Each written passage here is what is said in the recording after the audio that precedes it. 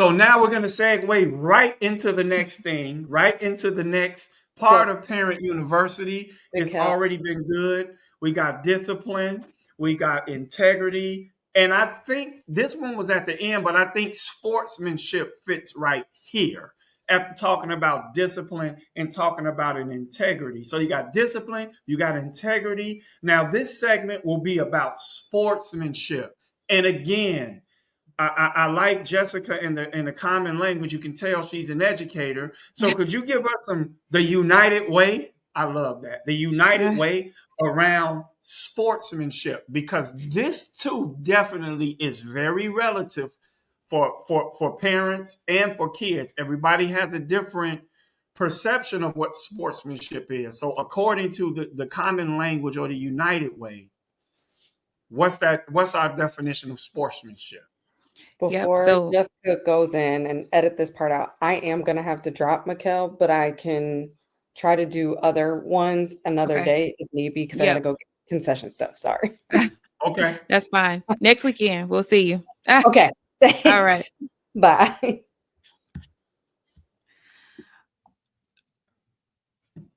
Ready when you are, Mikhail. Go ahead. You still recording. I'm just going to edit that out. Okay. So sportsmanship. We define sportsmanship with the HF United, our organization. We respect the game, your opponent, and yourself. We want to make sure that we play fair, win with humility, and we control our emotions. That is our common language for sportsmanship. So when we think about that, we want to make sure, kind of like what I said with integrity, the same way that our athletes win is the same way that they lose. We want to make sure that they hold their heads up high each and every time. We want to make sure that they are having fun, but they also respect their opponents and what they bring to the field or to the cheer mat as well.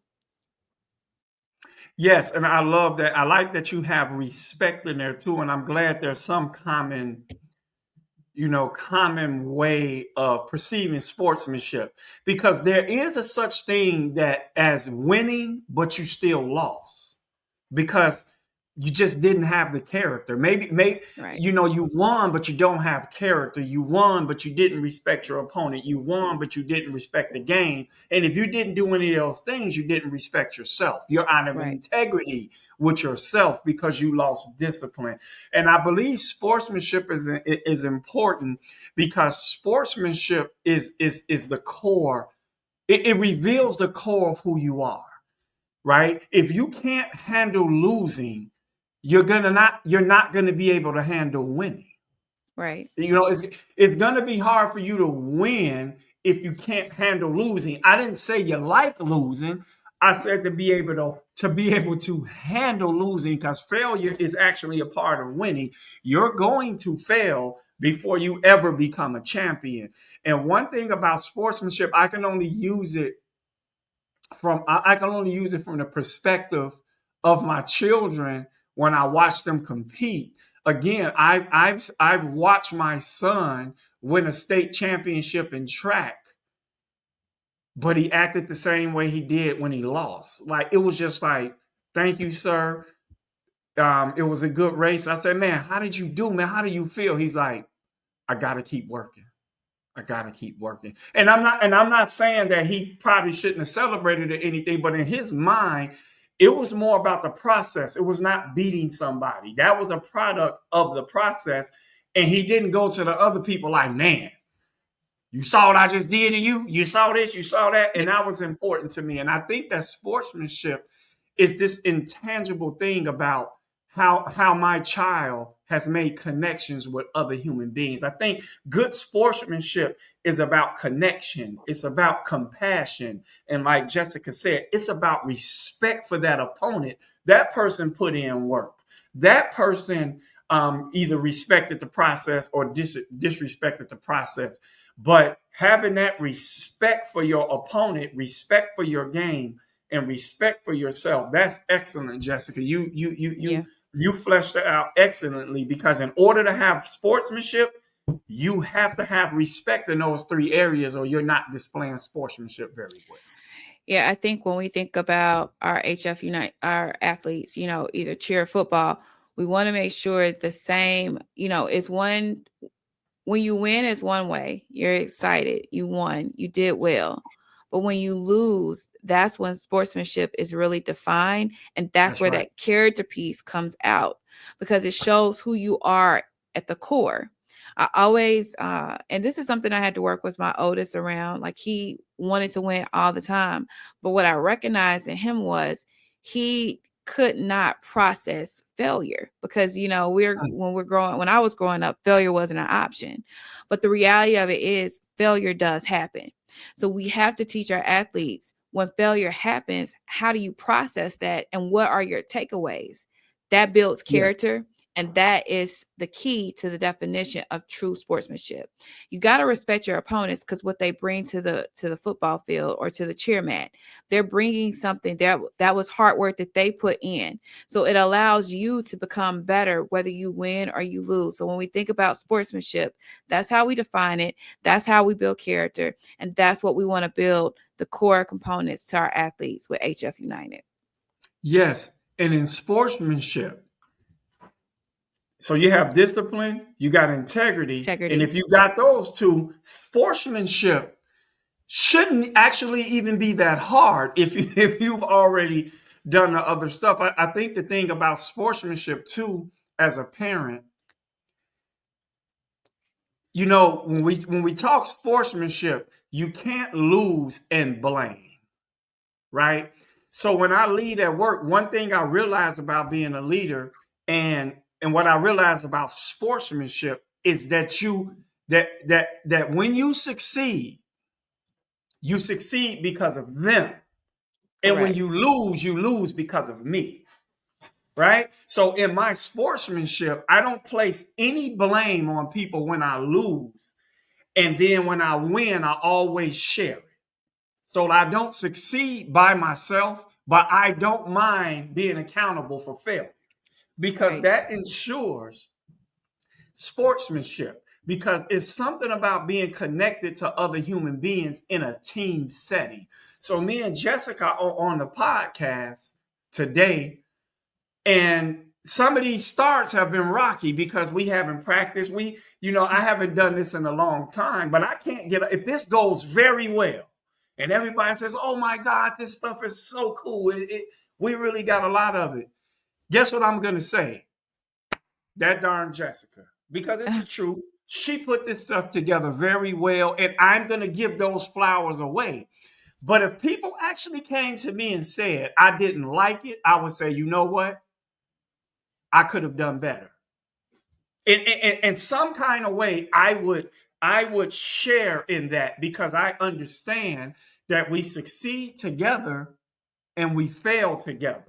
But in losing, in sportsmanship, in a team setting, you have to be accountable for your share, right? So if you're going to have good sportsmanship, you have to learn how to be accountable for what you could have contributed. Because when you could be accountable for your contribution or your lack of contribution, then you don't mind sharing victory because you're humble in defeat, right? Yeah.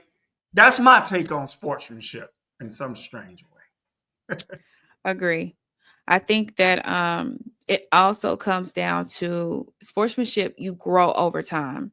So I don't want anybody to think that you just come out the gate and you're this excellent sportsmanship that you understand and you're able to process losing or not doing well. It doesn't come over time. It is a process.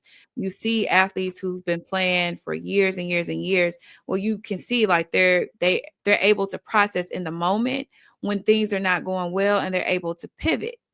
Sometimes our athletes that are newer, they have a hard time processing when things are not going well. So it's all a process. And when we think about Parent University and what we want our parents to come away from this podcast or this episode or this snippet, is that sportsmanship comes with time, and you have to help your athlete process when things don't go well. What should you be thinking? How do you pivot? Because life is all about pivoting. It's never going to go your way 100% of the time, right? If we look at professional athletes, how many times they missed shot compared to when they actually made shots in basketball or did well on the football field or did well on the cheer mat, everything is a miss every single time. How do you process that? How do you build for it? That to me is the definition of sportsmanship. And as parents, that's the conversation we have to have with our athletes to help them develop character and sportsmanship. Yes, and my last take on sportsmanship. I only use my kids as an example because they all compete. They all compete in the same sports, and some compete in multiple sports. One tip I can give as a parent that I have learned, and I'm not saying I've always done this appropriately. I'm as proud of my sons and my daughters in defeat as I am when they win. Correct. Right. So in order for I have to let them know that their value is not based on the outcome of the game or the outcome of the cheer competition or the outcome, because what happens in sportsmanship is sometimes they want to win for you. They don't even want to win for them. I want to win so that my daddy can say, I'm proud of you. You did a good job, Keelani. You did a good job, baby. They want to hear that, right? So they can't think that my affirmation and my love for them is connected to the outcome of this contest, because that also will affect their sportsmanship. And it shows a lot about my sportsmanship. It shows a lot about my own trauma. It shows a lot about my own insecurity when I act differently towards my son or my daughter based on the outcome of a contest. Now, I do ask my kids one thing at the end of everything. I say, did you try your best? Yes. Right. Did you do everything you could have done, at least to your abilities, and you think you tried? They go, yes. I say, then we good. But if they tell me, no, I didn't try hard, then we have a conversation about, well, maybe your effort did affect the outcome. That's how I deal with sportsmanship. But we have to be consistent. And when our kids lose, it's okay to be sad with them. But it's not, to me, it's not okay to show disappointment in them. You know what I mean? Right. I'm sad with you, but I'm not disappointed in you. And I hope that that's helpful. Do you have any last comments, Jessica? I think that you're right. Like in sportsmanship, sometimes they're going to be disappointed and sometimes they're going to be sad. I think that it's important as parents that we coach them around. Talk to me about what you're feeling right now. Talk to me about what you think you did well. Talk to me about what you think your opponent did well. What did you learn from what happened today? What could you do better next? And how can you show up in practice the following week and do better? That is going to help them develop character. That is going to help your athlete develop strong sportsmanship. Talking them through how they feel, not necessarily preaching at them, not necessarily yelling at them, but talking them through their emotions and let them know when failure happens or when they don't do well or they mess up. It's okay. It is okay. Yep. What can you learn from it? If we start teaching our athletes that way, that failure will happen, mistakes will happen, you will be disappointed, you will be sad, but talk to me about why and what can you do different next time? What did your opponent do? What did you see them do? And how can you analyze that and use it? That will teach them to respect that game. That will teach them to develop sportsmanship. So if I had any final tips, talk to your kids, help them process their emotions. And if you're struggling with how to process those emotions, reach out to us. We can help you have those guided conversations with your athletes. Right. And again, the sportsmanship, you got to be consistent in loving your kid. Right. And not making them feel like they're earning their affirmation from their success in this particular sport.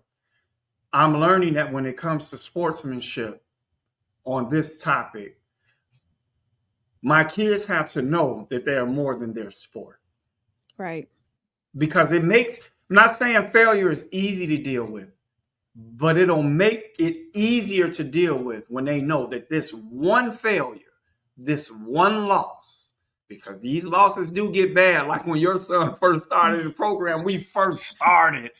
It was incredible how these kids, they would lose to the point where I would cry with them like, oh my God.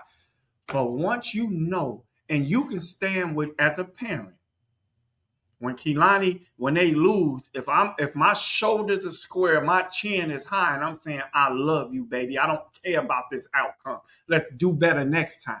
Right. I believe that connection will not only help them be a better sportsman, but it will also help them develop character and have a love for you and a love for the game, or a love for cheer, or a love for football. That's going to Right. be irreplaceable, because no matter what happens in that contest, your son will know you were there. Yep. He will know that you still hugged him, and he will know that you were still proud of him. He will forget the score, but he won't forget that hug. That's for sure. That's for sure. For sure. The son has gotten so big, by the way. My God, it's so grown. It's crazy. Yes. Right? Yes. My mom was just saying the same thing. Right. So that concludes that portion of Parent University. I hope you enjoyed it.